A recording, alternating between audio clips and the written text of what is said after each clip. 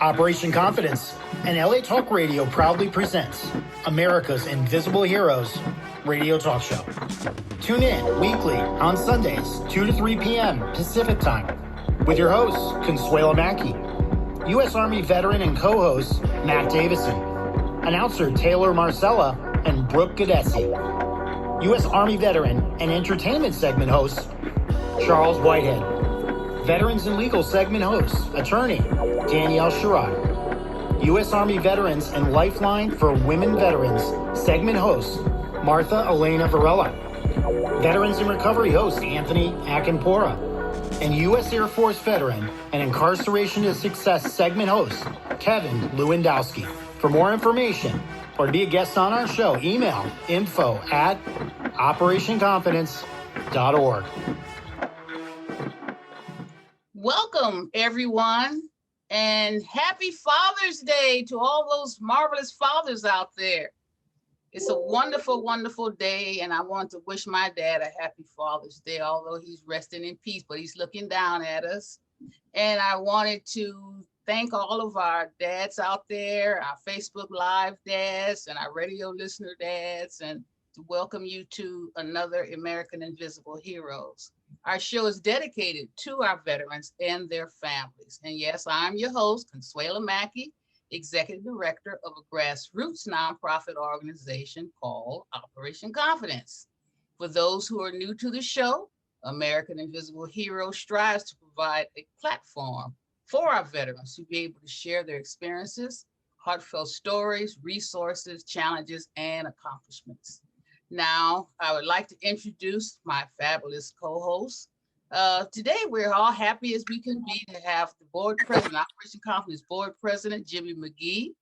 We have our regular Air Force veteran and Operation Confidence board member, Matt Davison, U.S. Army Reserve and board member Charles Whitehead, and our announcer, Brooke Gadesi, board member Taylor Marcella, also a board member and both announcers. And we have Ann Montague. She's here as a weekly host with the Rosie's movement. Hello to you all, and hello to our Facebook Live viewers and listeners.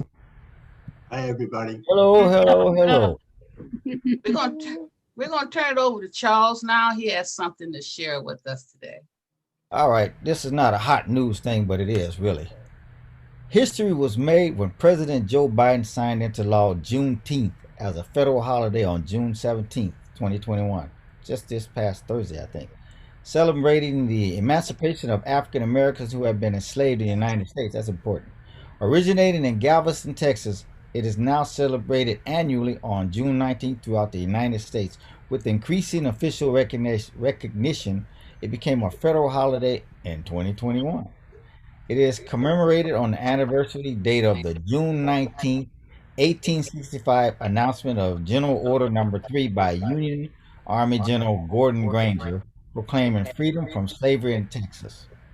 President Abraham Lincoln's Emancipation Proclamation of 1862 had officially outlawed slavery in Texas and the other states that had been rebelled against the Union almost 2.5 years earlier. Enforcement of the proclamation generally relied on the advance of Union troops. Take it over, Matt. Okay. As of April 9th, the prisoner of war missing in action flag will once again fly over the White House. This was said by Vietnam Veterans of America National President John Rowan. We are grateful to President Joe Biden for restoring the POW MIA flag to its rightful place where it is visible for the whole world to see. This flag symbolizes our nation's commitment to resolving the fates of those who are still listed as prisoner, missing, and unaccounted for from all conflicts. The POW MIA flag had flown over the White House under the American flag since the 1990s.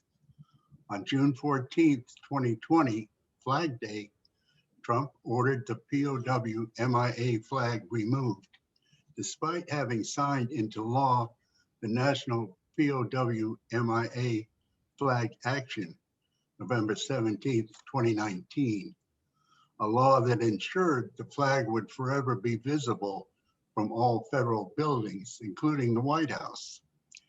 President Biden chose April 9th as the appropriate day to restore the flag to its rightful place, as it is the former POWMIA Day that we celebrate.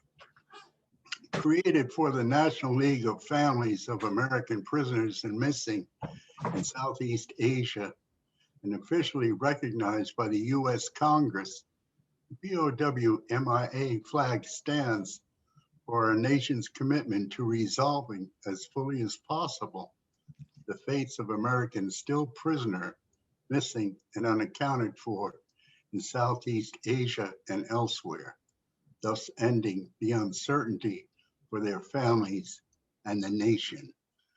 And these indeed are our invisible heroes. Right. That's so great, Matt. As always, you have something very heartfelt to share. Now, take it away, Taylor.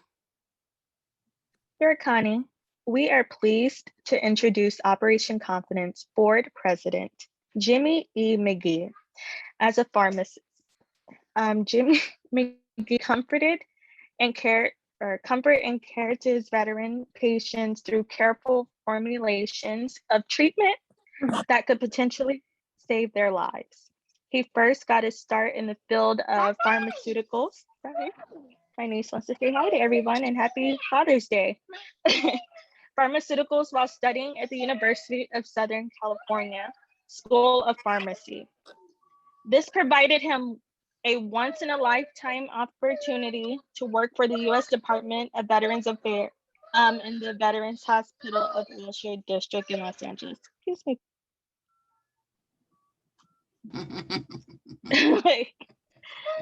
That's okay. Wilshire District. I'm like, Jesus. After receiving his Pharm D in, he soon rose. Can you hold on?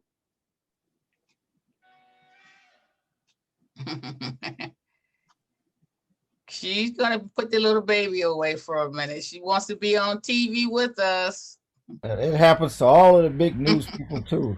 You know. Yeah, I know. Remember that one with that little boy came in when the newscaster was giving his presentation? Yeah, that's a whole. And the mama had to go in there and chase and get him out of there. So, okay, so where are you, Taylor? She's gonna be okay. Let her stay. Yeah, that brings the human element to it. Exactly. Yeah, That's the human element. Yeah, exactly. Puts flavor to it. Huh? I say puts flavor to it. That's right. Come on back, girlfriend. Don't worry about the baby. To be like she's hungry. That's what that is.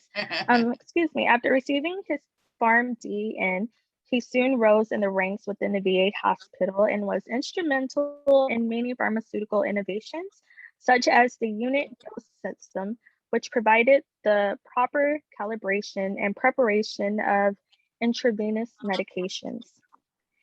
This revolution in science is now the standard of protocol used in all major hospitals. Jimmy McGee's wide-ranging experience led to his affiliation with the American Society of Health System Pharmacists, ASHP. Here, he was able to provide professional representation in to pharmacists who serve as patient care providers in acute and ambulatory care settings. For over 25 years, Jimmy McGee served the United States military as the VA hospital until his recent retirement. Mr. McGee decided to take the wealth of knowledge that he had received from his many years of experience and began to teach pharmacy technology at California Paramedical and Technical College. Over the next several years, he served as the Assistant Director of Life Sciences at Canyon Springs High School, Program Director of Pharmacy Technology at Kaplan College, and American College of Healthcare. Jimmy holds an MBA in business.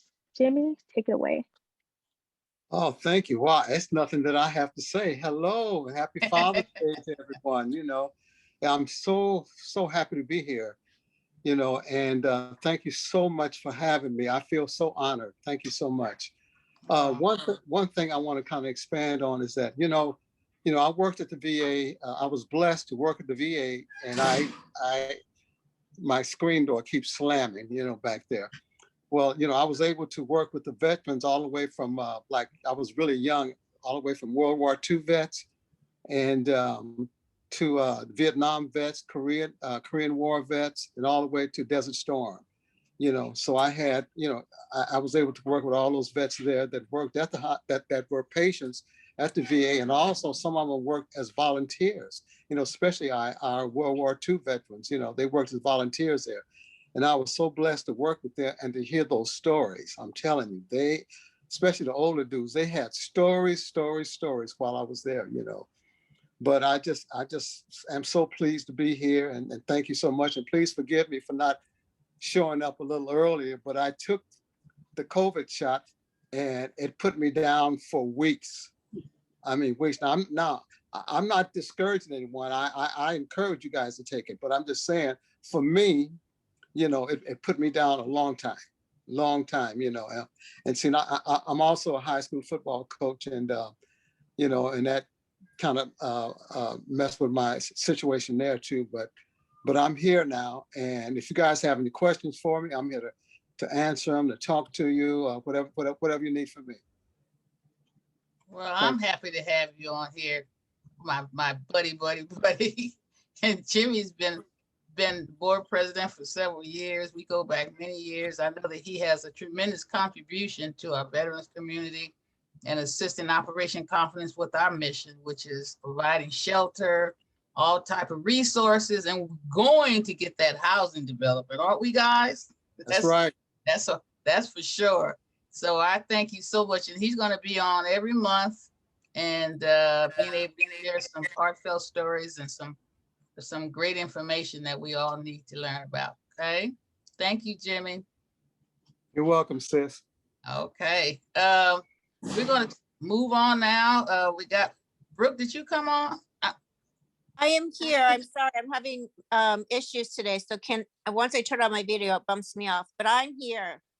Okay. Well, I'm happy to see you. I wish I could see that cute face, but I understand we had internet problem. And I'm hearing some kind of feedback in my mic too. Do I sound clear? Yeah, you sound great. Oh, great. Thank you. Well, Brooke, take it away. You got it, Connie. I would like to introduce our returning monthly segment host, Anne Montague, a Rosie the Riveter's daughter. Some of her first memories are about the home front war effort, saving Greece and taking it to the store to be used in the war effort. Their large victory garden, and her mother going to work in the mornings, feeling well, but coming back dizzy from inspecting lenses at what they called the war factory. Rosies are the surviving women who worked on the home front for the war during World War II.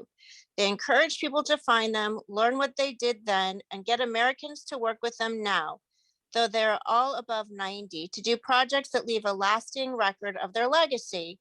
Anne has shared with us that most Rosies are deceased, but the daughters are on a marathon to find all living Rosies and to get communities and the nation to find ways to work together to assure that they are not forgotten. Rosies did all kinds of work, such as riveted airplanes, wielded ships, made uniforms and tents, farmed food for the troops, cut metal, inspected lenses, hundreds of things. Anne promises that she would do her best now at 81 years old, continue spearheading the American Rosie movement. Operation Confidence, America's Invisible Heroes, are honored to have the Rosies movement monthly as a segment. Today, Anne returning guest is one of the original Rosies, 99-year-old Ruth Edwards. Everyone, please give Ruth a round of applause and take it away, Anne. All right, There Ruth. you go. Hey, Ruth.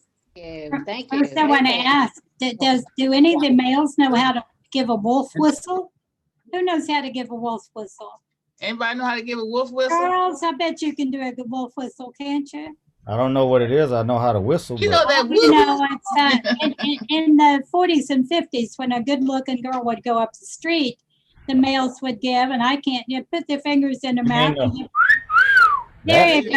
Oh my goodness. Yeah. Wolf whistle. There you Now go. that's how we need to introduce Ruth, Oh right? my Right. goodness. That's so cute.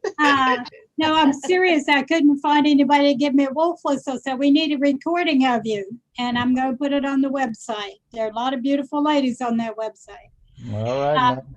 I so appreciate the opportunity to be here, folks, and I really think that it's important that this country now realize that when you say invisible, that it really includes so many people who worked behind the scenes doing many, many things that essentially give us the freedom to make our own choices, and most important, to pull together and do a better job for democracy. But one of the things I want to let you know about today and about Ruth is, even though she was here last time and I had a good conversation with her, we never got to the point that we could talk about what she's been doing now in the last several years as a board member for us, and what she believes is the potential for this country. We know what the potential is, but how are we going to pull together? So let me review a little bit of Ruth's story. Ruth grew up in a small town of Hamlin, West Virginia. Was it Hamlin, Ruth? Yes, Hamlin. Hamlin, yeah. Actually, my mother was born there, so that's odd, isn't it? Yes. And she knew Chuck Yeager. He says they dated. She says no. But for whatever. Chuck Yeager, of course, breaking the sound barrier and being quite famous. But in any event, she married Jimmy Edwards after the war.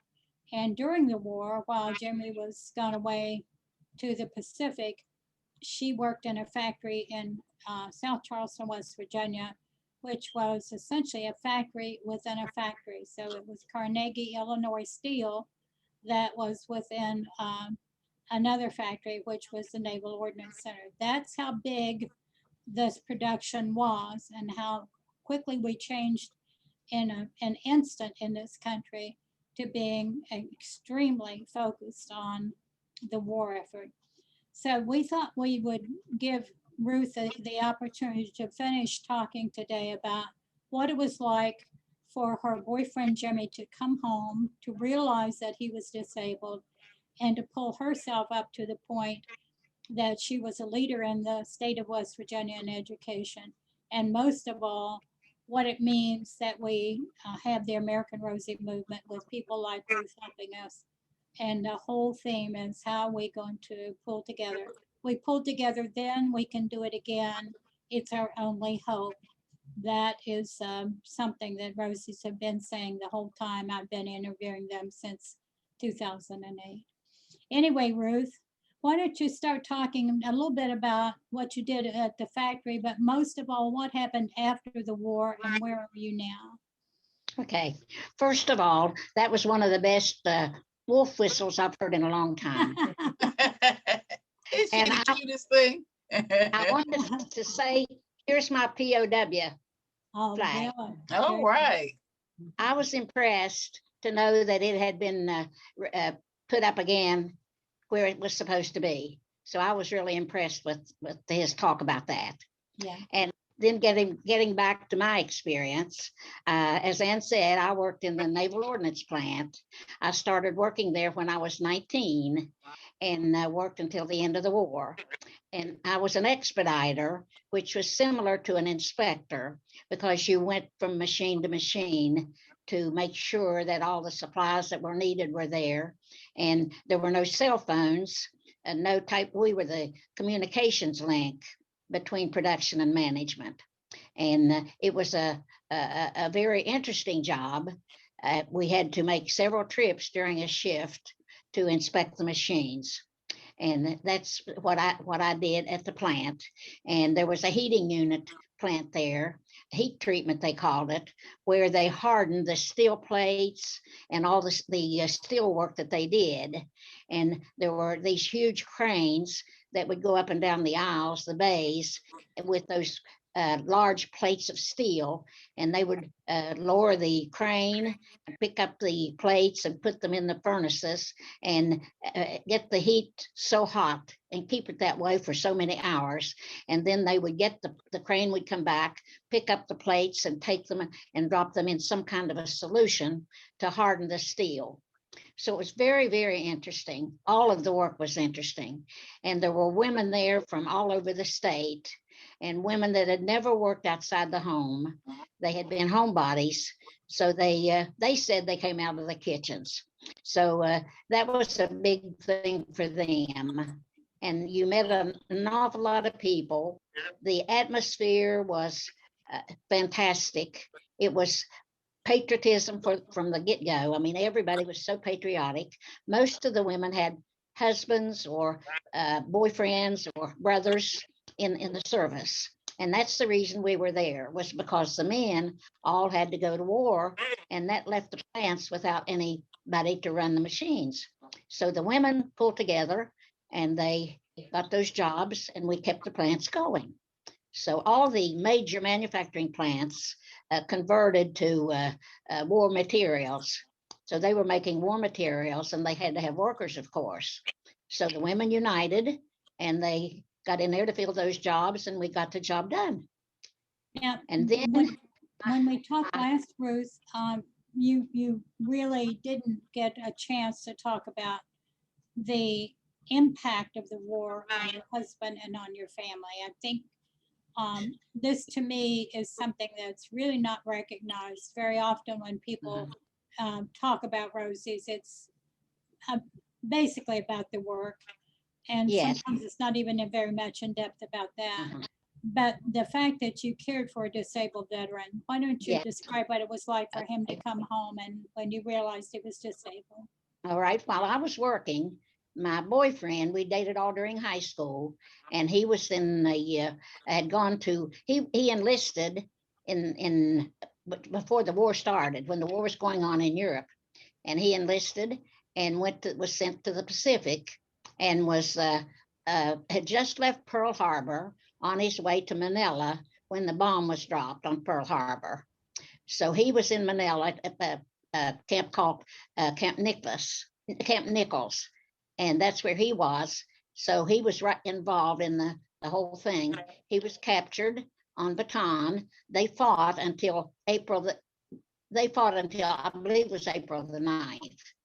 And they ran out of ammunition. They weren't prepared for war at all. So they ran out of ammunition, and they were doing hand-to-hand combat. And around April the 9th, he was captured on Bataan and was on the Bataan Death March. So they marched them around on Bataan until they just completely wore them out. And they had very little to drink and very little to eat, practically nothing. And they wore out their shoes. They were just exhausted. And if one of the guys dropped out, he was bayoneted right there. It was a terrible experience. So after he got off Bataan, after the Bataan Death March, he was put in a camp called Camp Cabanatuan. That was in the Philippines. So he was moved from there to Camp O'Donnell, I believe it was. He was in 3 or 4 different camps, and then he was put on a hell ship, what they call hell ships, and sent to Japan, Tokyo, Osaka, I believe it was, and then on to Japan, where he was forced to work in a copper mine. So he worked in the copper mine, and they put him down underground, and they would have to dig for that copper, which he said was hard to get out of the ground. And they gave them these huge bins to put the copper in, and they weren't allowed to come to the surface until they had those bins filled with the copper. So he was just totally exhausted. They wore out their clothes. They had practically no clothes to wear. They were nothing but skin and bones. Wow. And my husband got down to 76 pounds. Oh my goodness. And was put in the death house to die, because he just wasn't going to make it. So they put him in the death house, and it had no sides on it. It had a roof, and he had to sleep on the ground, and they had bamboo chips for them to lie on. So when he came home, he had those chips embedded in his back, and he would not go without his undershirt because he didn't want anybody to see those places on his back. So I would work. Well, I better go back though first and get us married. he, he First things was first, Ruth. yes, he was liberated in I think it was September when the atomic bomb was dropped. That's the reason he was free. He was liberated. So he came home. He came to see me on October the 3rd. And he had to go to hospital. He was in Letterman General Hospital in California for a long time, several months. And then he came back to West Virginia. He came to see me on October the 3rd, October the 13th, and we were married on the 16th. We waited 3 days, 3 whole days before we got married. And then we left the state. We had to wait 3 days in West Virginia. So we went to Kentucky and we were married in Kentucky where you didn't have to wait. So we waited that other 3 days. And that way we were married in 3 days. But his health was not good. He had all kinds of health problems. And at that time, he had a little bit of trouble getting in the Veterans Hospital because they said he needed an affidavit signed by the doctors who treated him when he was in prison camp. And of course, he had no doctors treating him, so he had no way to get an affidavit. So it took a while to get in the Veterans Hospital. But once he did get in, then he got good treatment. But his health was not good. It never was good. He had malaria, flare-ups of malaria. While he was there, he had beriberi, dysentery, all kinds of different types of fever. And then after we were married, he would have recurrences of the malaria and he had all kinds of health problems. And one of the things the Japanese would tell the prisoners to look them in the eye because they were shorter, and that way the guys had to sort of look down at them. And when they looked them in the eye, then they were beaten. So when he came home, he could hardly look you in the eye. He didn't want to look you in the eye. Ooh. So he had a way of casting his eyes down, which affected him when he went to get a job because, an employer likes for you to look at him. So I had a hard time telling him that he needed to, he had to look people in the eye. And I just so sad. We did have 2 sons. When the war was over, I went right to work and didn't get my college degree. So he encouraged me to go to college and get my degree because I had always wanted to do that. I graduated as valedictorian of my class in high school, and I always wanted to get a college education. So he encouraged me to go, and I did, and I got my degree. I got my master's and I had those 3 little special words that summa cum laude on it. So I was very proud of that. Yeah. And he was too. He encouraged me all the way. And I taught school for a while. And then I was promoted to the State Department of Education as supervisor of business. And I worked there. And I retired in 1982. But his health was never good. 1982. That's a lifetime for a lot of people between then and now, for sure. So I'm 98 2/3 now. Well, you had a remarkable history. I mean, it's just remarkable, and I'm so. Cleva, do we have a minute for me to ask just one more question of Ruth? Sure. Yeah. Okay, Ruth. You've been with us since we interviewed you in, I think it was 2010. And you've been involved more or less with us over those 11 years. Yes. What would you say is most important about the American Rosie movement? What is it that the Rosies have taught us and that you feel that you want to pass on to future generations? To me, it's just the fact that we saw the need and we stuck together. We joined forces. We saw that we were needed. And we did, as the Rosies say, pull together and feel that we got the job done. And we were dependable. We were trustworthy. We were patriotic.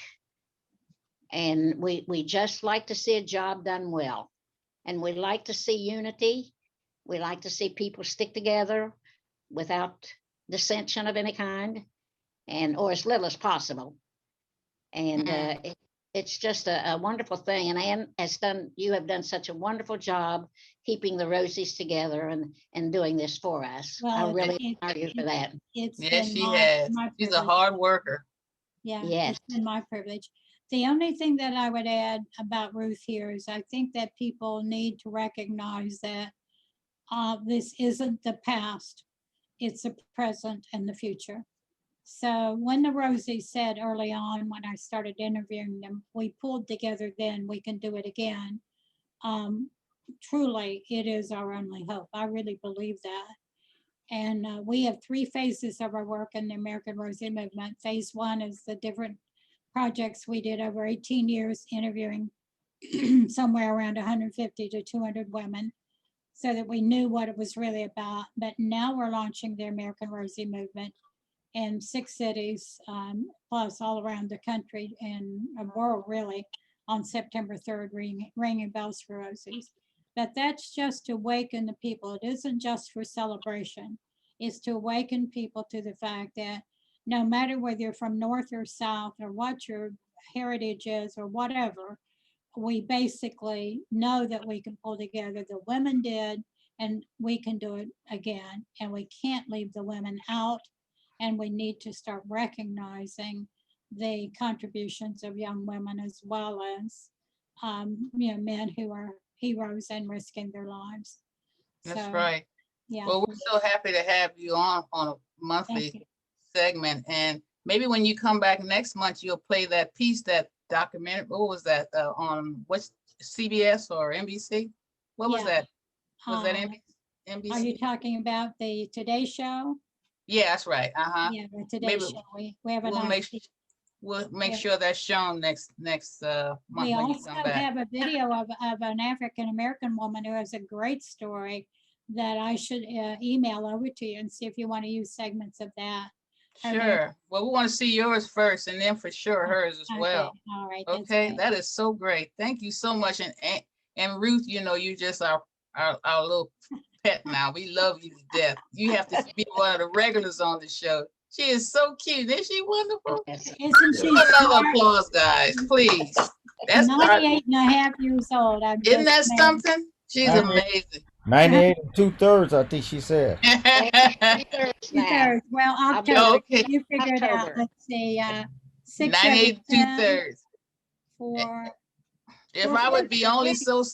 so articulate as she at that age, I'll be a happy girl, And right now I want to bring on Randy. Randy Anderson is well versed as an expert with fighter air. He's an aircraft mechanic, and he has a strong and long track record just knowing about those Rosie's fighter aircraft and who built them. So let's go with Randy. Randy. Hello. Hello. Hi, ladies. Just to start with, my dad was a transport pilot in World War II, and he flew the hump over the Himalayan mountains and so forth, flying cargo. Flew the Curtiss C-46 and C-47 Douglas aircraft. And you girls probably built some of the airplanes he flew. That's exciting for me. My dad has since passed, of course, but I enjoyed his stories, and that's how I got hooked on airplanes. But real quick, Randy, can you give us a little bit about these, little bit of information about the ones that's being shown sure. now? Like this one is the what? That's the Bell P-39 Air Cobra. And it was unique. If you see in the nose, that's a cannon barrel sticking out of the what they call a spinner. And that was attached to a 37 millimeter cannon inside the fuselage in front of the pilot. And the engine was actually behind the pilot. It was an Allison V12. It was about 1,200 horsepower. And it had a drive shaft that went between the pilot's feet, basically up to a gearbox that turned the propeller. And that allowed that cannon to fire through the gearbox. And plus it had some machine guns too. Very formidable. Russians loved them. They used those as tank busters, low-level type aircraft fighters. And the Rosies had built these, right? I would imagine you girls built almost all three of All these of 'em. airplanes. That's right. That's what we said. Yes, they did. So and that was Bell Aircraft built that first one. And they And follow suit. And the next one is a Grumman F4F Wildcat. And that was built as a, you can see the arrestor hook out of the tail of the aircraft. It was used as a carrier fighter. Mhm. And it had folding wings so they could put the aircraft under the deck in the hangar bays on the aircraft carriers. Very Okay. formidable little airplane. It was a little obsolete when it went into the war, but it was pretty much a good match for the Japanese Zero, which was what they had. That was their frontline fighter, of course, too. And the next one, we're running out of time. Okay, I don't see which that one is. You can't see it? No, I got this thing in the way here. Okay, well, we see it and we don't know what it is. What's it called? It's got a checkered nose. Oh, that's a P-47 Thunderbolt. Okay. And that was pretty much a heavily armed. It had 8 50 caliber machine guns, 4 in each wing. And it was used in the European theater pretty much extensively in North Africa. It flew in actually all the theaters too. It flew against against the Japanese. And they used to call it the Jug, which was the pilot's nickname for the airplane. All right. Very heavy, big radial engine. It was over 2,000 horsepower. So it stood right along. Anyway. Thank you, Randy. That was some good information. Okay. Well, I hope I wasn't boring everybody. Oh, heck no. We learned a lot. That's why we brought you on. Okay. Oh, no. We want you back. I enjoy all your stories. You're lovely ladies. I know. I think great. So Taylor, take it away, girlfriend. You got it, Connie. The Veterans and the Americans with Disability Act. Each year, thousands of military personnel stationed around the world leave active duty and return to jobs they held before entering the service or begin the search for new jobs. Recent veterans report high rates of service-connected disabilities, such as disabilities that were incurred in or aggravated during military service. About 41% of Gulf War era II post 9/11 veterans report having a service-connected disability as compared to about 25% of all veterans. Common injuries incurred by these veterans include missing limbs, burns, spinal cord injuries, post-traumatic stress disorder, hearing loss, traumatic brain injuries, and other impairments. Other veterans leave service due to injuries or conditions that are not considered service-connected. There are several federal laws that provide important protection for veterans with disabilities who are looking for jobs or are already in the workplace. Two of those laws, Title I of the Americans with Disability Act and the Uniformed Services Employment and Reemployment Rights Act, protect veterans from employment discrimination. Title I of the ADA, which is enforced by the U.S. Equal Employment Opportunity Commission, prohibits private and state and local government employers with 15 or more employees from discriminating against individuals on the basis of disability. Any veteran with a disability who meets the ADA's definition is covered, regardless of whether the disability is service-connected. USERRA has requirements for reemployment or reemploying veterans with and without service-connected disabilities and is enforced by the U.S. Department of Labor and the U.S. Department of Justice.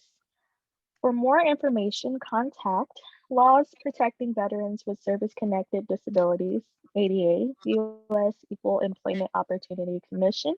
You can visit www.eeoc.gov or you can contact them via telephone 1-800-669-4000 or 1-800-669-6820. for those who are hearing impaired. And you can also contact the U.S. Department of Justice at www.ada.gov, 1-800-514-0301, or for those who are hearing impaired, 1-800-514-0383. And also these numbers in this resource will be on the Operation Confidence resource page. That's right. Thank you so much for that information. Take it away, Charles. Hot news. Hot diggity dog. I always say it's so hot it's like the sun with hot sauce on it. It's hot. Today I'm gonna talk about giving veterans the care and respect they deserve. The First Light Home Care supports veterans and their families when they need it most.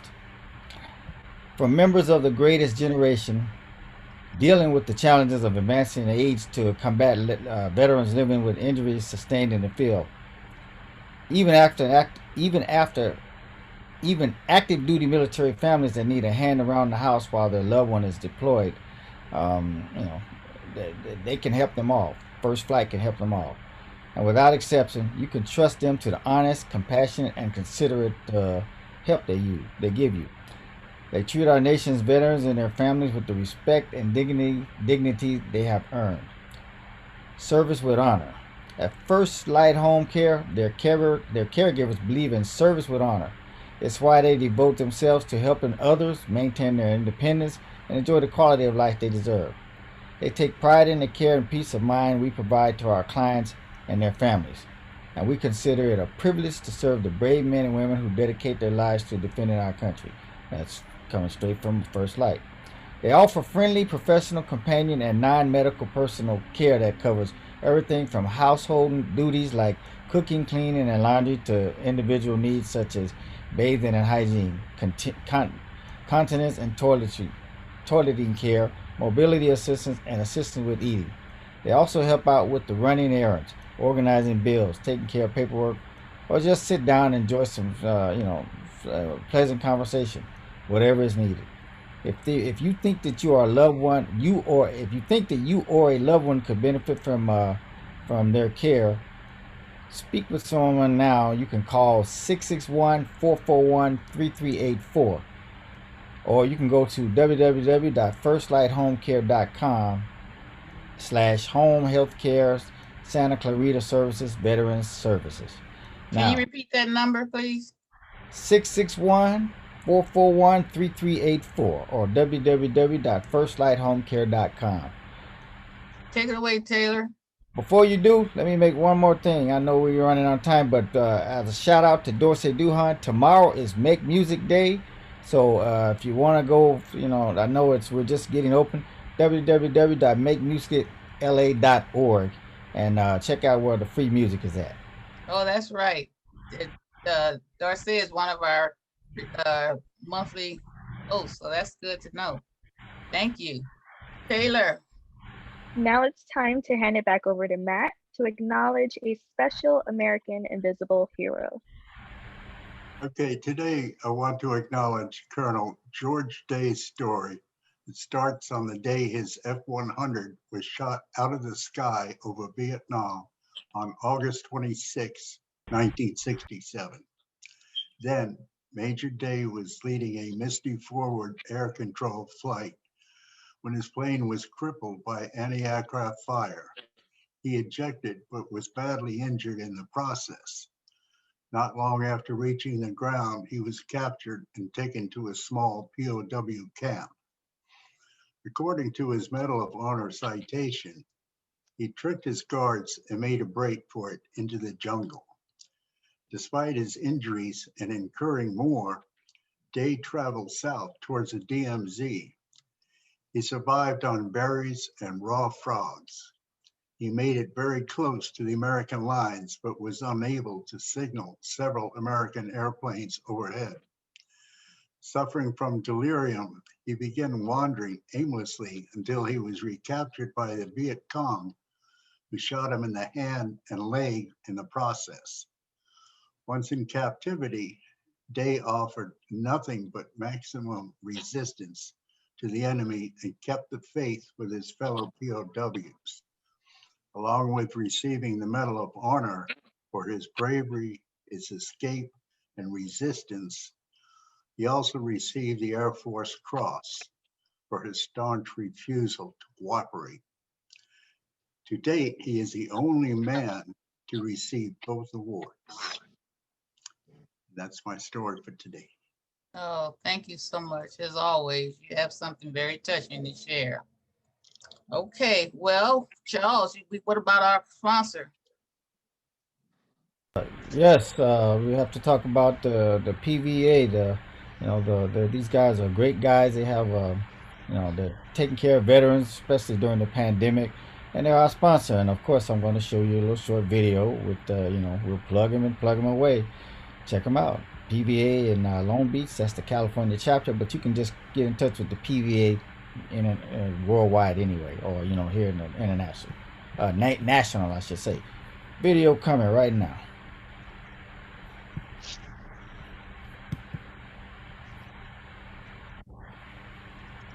Long Beach, PVA, California chapter USA.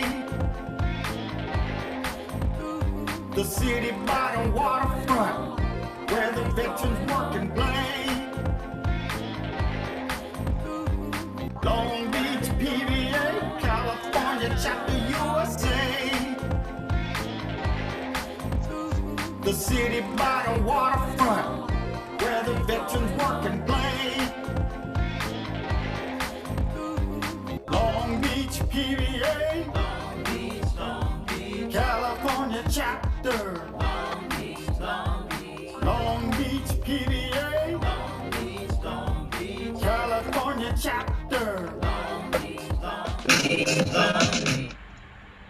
All right. Boys over there from the Long Beach PVA. That's Elmer and Dick. Those guys are doing a lot of great things for these vets. Yes, So they check are. them out if you're a veteran. Of America. It's a great group. We're so happy to have them on board too, and they come on also with a monthly segment. Hey, Brooke, you got on, our girlfriend. We missed you through the whole show. Oh, I made it. Oh my Happy to see goodness! everyone. You had internet problem? Internet, computer, crashing, overheating, Oh. you name it. Not my day. Well, thank you for your determination. Oh, And so happy to and be here. you're coming on in a few minutes, but I wanted to just give a shout out to Ernest Phillips from Phillips Air Conditioning and Heating. That real hot day, my air conditioner went out in the house. Can you imagine? And I called around to all of these air conditioner places, and they were trying to tell me about having to need this unit that was going to be $4,000, $5,000, $6,000. And lo and behold, this wonderful man came, and I just wanted to give him a shout out from Phillips. Is Mr. Ernest Phillips. All I needed was something that looked like a carburetor, and it was $200. Can you imagine that? So his phone number, if anyone ever needs an honest air conditioner and heating person, call area code 818-437-7003. That's 818-437-7003. I mean, we have no idea in Los Angeles anyway when our air conditioner is going to go out. This man was honest. I can't thank him enough. So anyway, moving right along. Brooke, take it away. Before Miss Connie closes, I would like to remind our listeners about our amazing advertisement rates. We have 10-second and 30-second advertisement slots available. Please email info@operationconfidence.org for more information. That email address again is info@operationconfidence.org.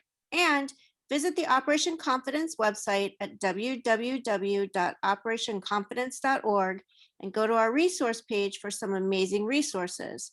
Also, I would like to inform our viewers and radio listeners about Amazon Smile. When making your next purchase on Amazon, please go to Amazon Smile and type in Operation Confidence in the Choose Your Organization donation box. Amazon will make a small donation to Operation Confidence. Thank you. And as always, we want to remind our viewers that our goal is to raise awareness for Operation Confidence's mission, which is to provide stable housing with a wide range of supportive services, including employment opportunity for veterans with a disability. and those who have experienced homelessness. So we encourage all of you out there to please get involved with our organization. We're grassroots, but we're making a difference. And if you want to get involved, contact us at info@operationconfidence.org. Again, info@operationconfidence.org. And if you want to come on the show, if you have something important or some resources to share, go to that same email address. And don't forget to visit our website, www.operationconfidence.org. We want to thank all of our guests for being on the show today, and also to our co-host, which is always wonderful to have involved. And we want to thank that little sweetheart, Ruth. You got to come back, girlfriend. You know you one of ours now. Okay. Wait. No. We got to end this right. Who was the wolf whisperer? Say that again? Who was the wolf whisperer? Was that Charles? Oh, that was Charles. You don't know? No one else know how to do the wolf whistle? I know I don't. What about you, Matt? So does Ruth deserve the wolf whistle? Yes. One more time. There you Okay. go. I love it. All right. Thank you so much. We're tuning off now, but we'll be back next Sunday from 2 to about 2:10. And don't forget to come back in. We have a Rosie scheduled next week who actually worked in the factories in London, and she can tell about the war in London and our American troops there. Okay. Her name is Dot Foster. Wonderful. That'll be great. Thank you, Thanks guys. so much, folks. Bye, everybody. Bye now. Enjoy your fathers for the day. Bye. Bye-bye. Bye. You're listening to Operation Confidence Radio Talk Show, America's Invisible Heroes, with Consuela Mackey, only on LA Talk Radio.